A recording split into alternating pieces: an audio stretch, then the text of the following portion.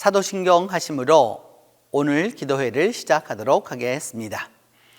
나는 전능하신 아버지 하나님 천지의 창조주를 믿습니다. 나는 그의 유일하신 아들 우리 주 예수 그리스도를 믿습니다. 그는 성령으로 잉태되어 동정녀 마리아에게서 나시고 본디오 빌라도에게 고난을 받아 십자가에 못 박혀 죽으시고 장사된 지 사흘 만에 죽은 자 가운데서 다시 살아나셨으며 하늘에 오르시어 전능하신 아버지 하나님 우편에 앉아 계시다가 거기로부터 살아있는 자와 죽은 자를 심판하러 오십니다.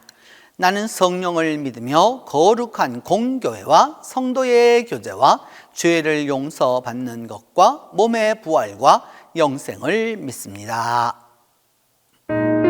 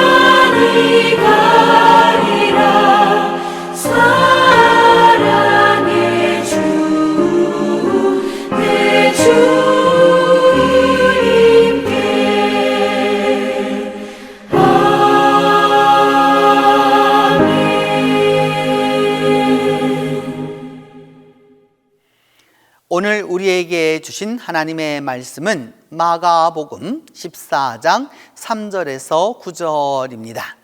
신약성경 마가복음 14장 3절에서 9절입니다.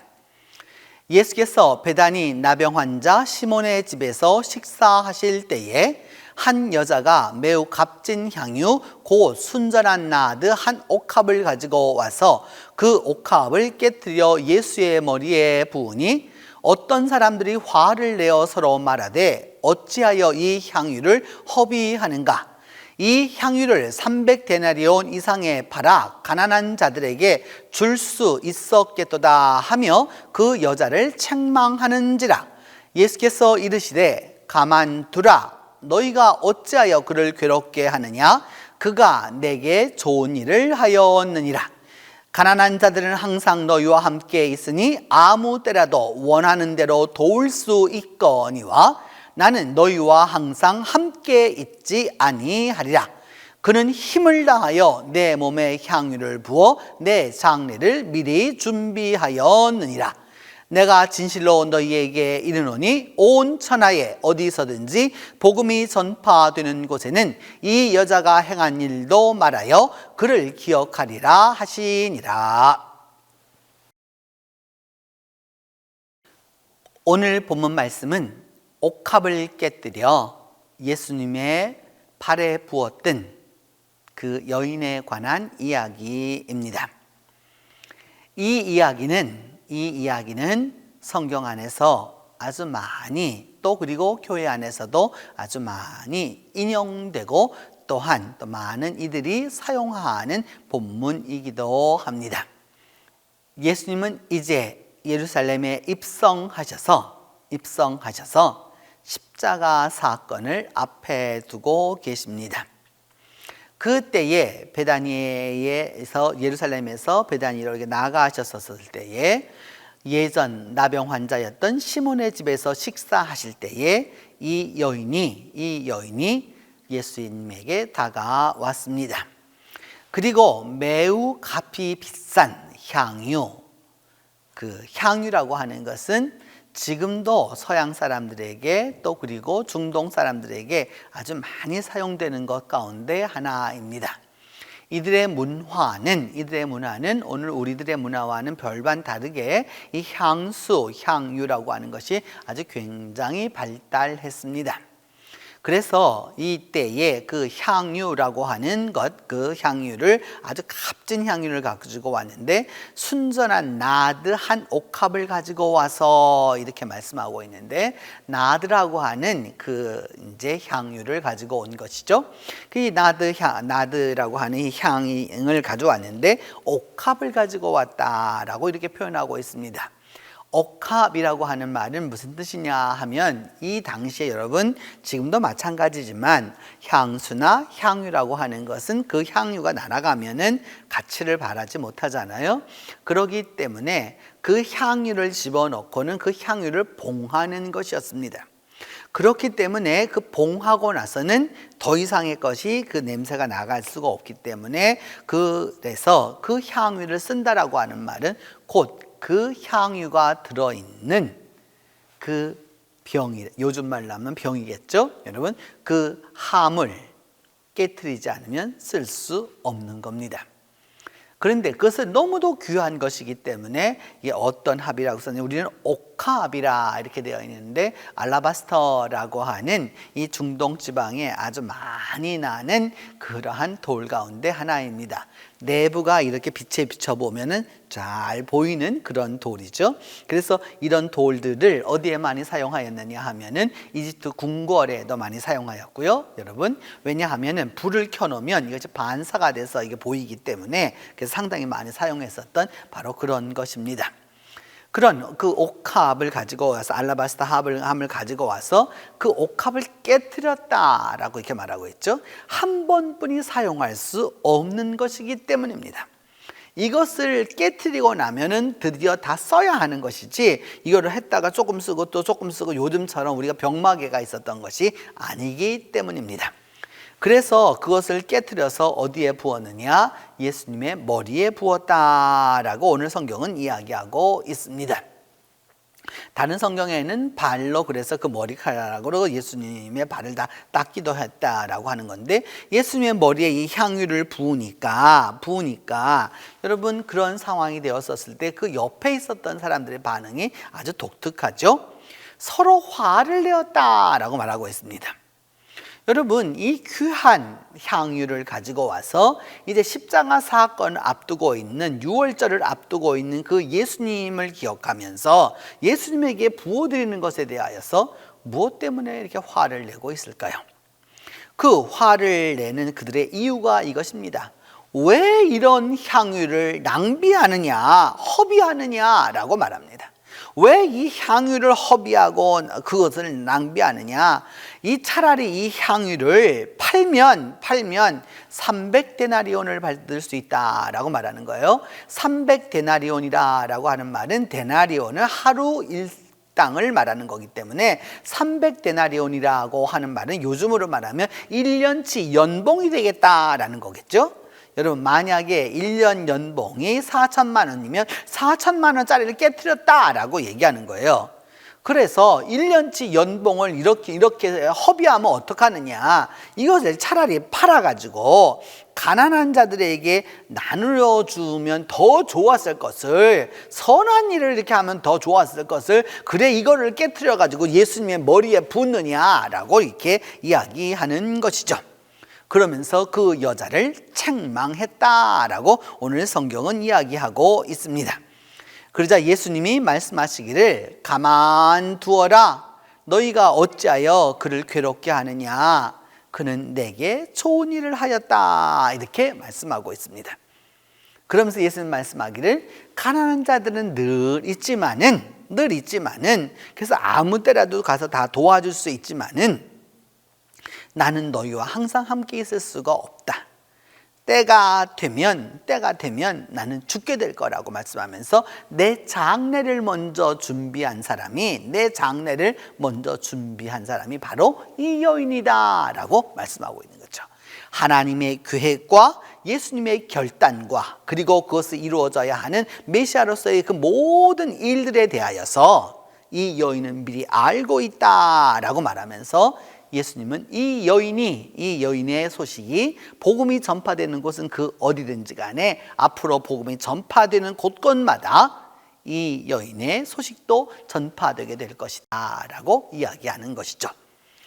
여러분 이 말씀을 보면서 여러 가지로 우리가 적용할 수 있고 여러 가지로 이야기할 수 있습니다. 때때로 이런 문제가 있을 수가 있죠. 여러분 교회 일을 하다 보면 왜 교회에 그렇게 그런 것이 필요하냐, 그 비싼 게 왜 필요하냐라고 묻는 분들이 있습니다. 차라리 싼 거를 쓰고 그것을 가지고 지금 어려워하고 있는 사람들을 나누어 주면 좋지 않겠노? 라고 이야기하는 분들이 종종 있습니다. 우리 교회도 이제까지 코로나 이전에는 여러 군데에 나아가서 여러분 여러 번에 걸쳐서 우리가 아주 다양한 방식으로 선교를 하지 않았습니까? 선교지에 가서 여러분 느끼는 것은, 첫 번째로 느끼는 것은 다 동일한 마음입니다. 가난한 자들을 보면서 그 비비 말라져 가는 것을 보면서 퀭한 눈을 보면서 밥이 넘어가지가 않습니다. 음식이 내 목구멍으로 넘어가지를 않습니다. 그만큼 그 처절함이 느껴지는 것이죠. 그래서 저에게 꼭 묻습니다. 목사님, 우리가 한 끼라도 금식하면 이 돈을 모아가지고 뭐냐면 저 어려운 사람들을 도와주면은 더 좋지 않겠어요? 라고 이렇게 늘 말씀하는 분들을 종종 보고는 합니다. 그럴 때마다 제가 꼭 드리는 말씀이 있어요. 선교를 한 번 하려면 그렇게 해도 된다, 이렇게 얘기하죠. 이걸로 끝날 거면 그렇게 해도 된다라고 얘기해요. 무슨 뜻이냐? 선교 가기만 하면 굶어야 하고 그 굶은 것을 가지고 물론 그 가난한 자를 돕는다는 것을 다 알아요. 그럼에도 불구하고 매번 갈 때마다 굶어야 하고 어려워야 하고 열악해야 하고 상황이 너무나도 힘들어야 하고 잠자리가 너무나도 불편해야 하고 또 그리고 이런 여러 가지 것들이 열악하면 인간은 그 다음에 아무리 좋은 일에도 두 번 가지 않습니다. 선교사도요, 여러분 그 현지에 가서 빈민촌에 가서 막 사역하는 선교사 오래 못 갑니다. 오래 가지 못합니다. 무엇이 있어야 하느냐?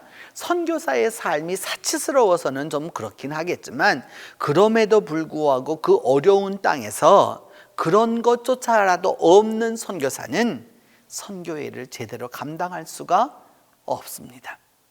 우리는 당장 보기에 가난한 자들과 함께 하고 있고 뭐 이런 것을 보면서 이렇게 하고 있구나, 이런 분을 보면은 이 선교사는 좀 너무나도 이렇게 사치스럽게 살고 있고 또 막 이렇구나, 이렇게 생각을 하지만 결코 그렇지 않습니다. 여러분 다 나름대로 그 이유가 있는 것이죠. 결국 그래서 그 선교를 오랫동안 그것을 잘 지탱해 가는 사람들은 다릅니다. 선배 목사님이 지금도 살아계시는 분이시지만 이제 연세가 굉장히 높으셔서 90이 넘으셨는데 말씀해 주시던 것이 생각이 납니다. 1980년대 초반에 서울에서 예배당을 지었습니다. 그 예배당을 지었는데 그 당시만 해도 우리나라의 그 교회라고 하는 것은, 대부분의 교회라고 하는 것은 피아노, 풍금 뭐 그런 것들이 있었고요. 한국제 또 그다음에 전자올간들이 대개에게 사용되는 뭐 그런 시대였었던 것이죠. 그때에 그 교회는 파이프 오르간을 놓기로 했습니다. 물론 목사님이 강력한 주장이 있었기 때문이죠. 그러자 반대했죠. 반대하는 사람들이 여러 사람들이, 왜 교회에 뭐 때문에 그 많은 돈을 들여가지고서 그 파이프 오르간을 놓아야 하느냐라고 하는 이야기를 막 이야기하면서 다른 데다가 교회가 할 일도 많은데 뭐 때문에 그렇게 해야 하느냐라고 막 이야기하였죠. 그때 그 목사님은요 좀 배짱이 있었나 봐요. 그때 이렇게 말했어요. 장로님 집값이 얼마입니까? 장로님 집값 반값도 안 되는 것을 가지고 하는데 교회에 하나님 앞에 드리는 것인데 그것을 반대하느냐고. 지금은 그 아름다운 예배당에서 그 아름다운 음악을 가지고 하나님께 찬양하며 다 함께하고 있는 것이죠. 여러분, 내 생각이 다 옳은 게 아니에요. 내가 판단하는 게 다 옳은 일이 아니에요. 내가 생각하는 그 일이 다 옳은 일이 아닙니다. 더불어서 가난한 자만 도와주면 된다라고 생각하는 그 일도 옳은 일이 아닙니다. 옳은 일이 아닙니다. 때때로 여러분 그런 것을 넘어서서 할 수 있는 교회들이 있습니다. 물론 그렇게 할 수 있는 교회들은 그렇게 할 수 있겠죠. 제가 아는 교회는 여름에 에어컨을 틀지 않습니다. 겨울에는 히터를 틀지 않습니다. 가난한 자를 생각하라는 겁니다. 그래서 그것을 절약해서 선교비로 쓰겠다는 거죠. 여러분, 굉장히 그 은혜롭게 들리지 않습니까? 여름에 에어컨을 쓰지 아니하고 겨울에는 히터를 쓰지 아니해서 그 추운 속에서 예배를 드리고 그 더위 속에서 예배를 드려도 그것이 옳은 일이다 라고 하는 것이죠. 근데 그 교회는 그 교회의 뜻이 있어서 그 교회 공동체가 그것을 다 받아들여서 그 일을 다 감당할 수 있었던 것이겠죠. 모든 교회가 다 그렇게 하지 않는다고 비난해서는 안 되는 것입니다. 안 되는 것입니다. 요번 이렇게 여름을 지나면서 여러분 가장 요번 여름에도 여러 어르신들이 돌아가셨고 우리도 장례도 치루었는데 어르신들이 뭡니까 여러분? 제가 이렇게 사역하고 있는 소위 복지 사역하고 있는 사람들의 이야기를 들어보면 에어컨을 안 튼다는 겁니다. 어른들이 전기를 절약하기 위해서 선풍기는 끌어안고 있지만 에어컨은 켜지 않는다는 거예요. 결국 어떻게 되느냐? 장례를 치를 수밖에 없습니다. 여러분, 주님이 주셨던 것에 주님의 목적이 있으면 그 주님의 일에 순종할 줄 알아야 하는 것이죠. 하나님의 일이 무엇이 우선인지를 알아야지 내 갖고 있는 나의 아집, 나의 아관, 내가 갖고 있는 그런 여러 가지 내 생각 안에서만 머물 때 무엇을 할 수 없느냐? 이 여인처럼 예수님의 장례를 준비할 수 없습니다. 하루 이틀이 지나가면 예수님의 장례를 준비해야 하는데 그것조차 하지 못하는 것이죠. 그러면서도 선한 일을 한다고 말하고 하나님의 일을 한다고 합니다. 여러분 꼭 기억해 두어야 합니다. 하나님께 드리는 것은 가장 좋은 것으로, 가장 우선되는 것으로 하나님께 드려야 하는 것이죠. 다른 이유를 달 것이 없습니다. 예전에는 성미를 했어요. 제가 다녔던 그 교회에는 그 여군으로 제대한 권사님이 계셨는데 그분은 일반 미를 먹습니다. 그런데 성미는 정분미를 가지고 옵니다. 정분미를 사서 보내는 거예요, 교회로. 성미는 정분미이고 자기가 먹는 거는 일반미입니다. 권사이면 뭐 하겠습니까? 정말로 중요한 것은 하나님 앞에 드리는 것이 온전한 것일진데 믿음이 올바로 되는 것이죠. 하나님 앞에, 주님 앞에, 교회 앞에 옥합을 깨트려서 그야말로 연봉이 다 들어가는 정도의 옥합을 깨트려서라도 주님의 뜻을 이루는 것이 믿음입니다. 하찮은 얕은 지식을 가지고 신앙을 가벼이 논할 것이 아닙니다. 예수님은 말씀합니다. 아무 때라도 도와줄 수 있는 것이 있고 이제 나의 장례를 준비하는 이 여인이 있다라고 분명하게 말씀하고 있습니다. 이제라도 주님 안에서 바른 길을, 바른 생각을 해야 하는 것이죠.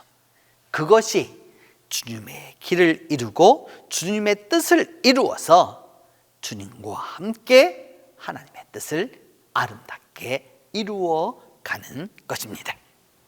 우리 함께 기도하겠습니다. 첫 번째는 주님, 내 옥합을, 이 여인이 그 순전한 나드 한 옥합을 깨트려서 예수님의 머리에 부었던 것처럼 내 옥합을 깨트릴 믿음을 달라라고 기도하겠습니다. 두 번째는 어떤 평가보다 주님을 향한 정성과 믿음을 우리가 보게 해달라고 함께 기도합니다. 세 번째는 주님의 일을 미리 준비하는 예지와 지혜와 믿음을 달라라고 기도하겠습니다. 이 여인이 이렇게 예수님의 장례를 미리 준비했던 것처럼 주님의 일을 미리 준비하는 예지와 믿음을 달라라고 기도하겠습니다. 네 번째는 코로나로 힘들어하는 우리 교우들 모두에게 능력과 힘을 더하시고 도와달라고 함께 기도하겠습니다. 우리 함께 기도합니다. 하나님, 우리가 살아가면서 주님 앞에 드리는 것이 무엇인지 다시 한번 돌이켜 봅니다. 하나님 아버지, 이 옛적 2000년 전 이 나병인이었던 시몬의 집에서 옥합을 깨뜨렸던 이 여인의 믿음을 우리가 본받을 수 있도록 하나님, 내 옥합을 주님을 위해서 깨뜨릴 수 있는 믿음이 있도록 하나님이 도와주시기를 기도하고 또한 원합니다. 주여, 내 옥합을 주를 위해서 깨뜨릴 수 있는 믿음을 더하여 주시옵소서. 주님, 세상 사람들의 평가보다 또 그리고 교인들의 평가보다 더 중요한 것은 주님을 향한 나의 마음과 믿음과 정성임을 올바로 깨닫게 하여 주시옵소서. 주님, 그리고 교우들이 주님을 위하여 하고 있는 그 일에 대하여서 함부로 평가하고 함부로 말하지 아니하도록 주님, 오늘 성경에 나타나서 화를 내어 서로 말하여서 내어놓지도 않으면서 오히려 평가하고 판단하고 정죄하는 이 어리석은 죄를 범하지 아니하도록 하나님이 함께해 주시옵소서. 또한 아버지 하나님, 주님의 일을 미리 준비하는 그런 예지와 믿음을 우리에게 더하여 주셔서 하나님, 이 여인이 주님의 장례를 미리 준비하였던 것처럼 주님의 일을 잘 준비하고 나아갈 수 있도록 하나님이 함께하여 주시옵소서. 오늘도 코로나로 인하여서 힘들어하는 우리 교우들 모두에게 능력을 더하여 주시고 힘을 더하여 주시고 하나님이 도와주심으로 말미암아 일어설 수 있도록 하나님 함께하여 주시옵소서. 자비로우신 하나님, 간절히 간구하고 기도합니다. 주여, 우리 교우들 모두에게, 우리 동신의 가족들 모두에게 능력을 더하여 주시고 힘을 더하여 주시고 성령으로 함께하여 주셔서 주의 도우심의 역사가 나타나도록 하나님이 함께해 주시옵소서. 그리함으로 말미암아 믿음 안에 승리함을 얻을 수 있도록 하나님 다시 한번 축복해 주시옵소서. 이 하루를 살아가는 동안에 하나님의 사람으로 하나님의 일을 미리 준비하는 아름다운 이들이 되도록 하나님 우리와 함께해 주시옵소서. 이제 주님께서 가르쳐 준 기도로 오늘 기도회 마치도록 합니다. 하늘에 계신 우리 아버지, 아버지의 이름을 거룩하게 하시며 아버지의 나라가 오게 하시며 아버지의 뜻이 하늘에서와 같이 땅에서도 이루어지게 하소서. 오늘 우리에게 일용할 양식을 주시고 우리가 우리에게 잘못한 사람을 용서하여 준 것 같이 우리 죄를 용서하여 주시고 우리를 시험에 빠지지 않게 하시고 악에서 구하소서. 나라와 권능과 영광이 영원히 아버지의 것입니다.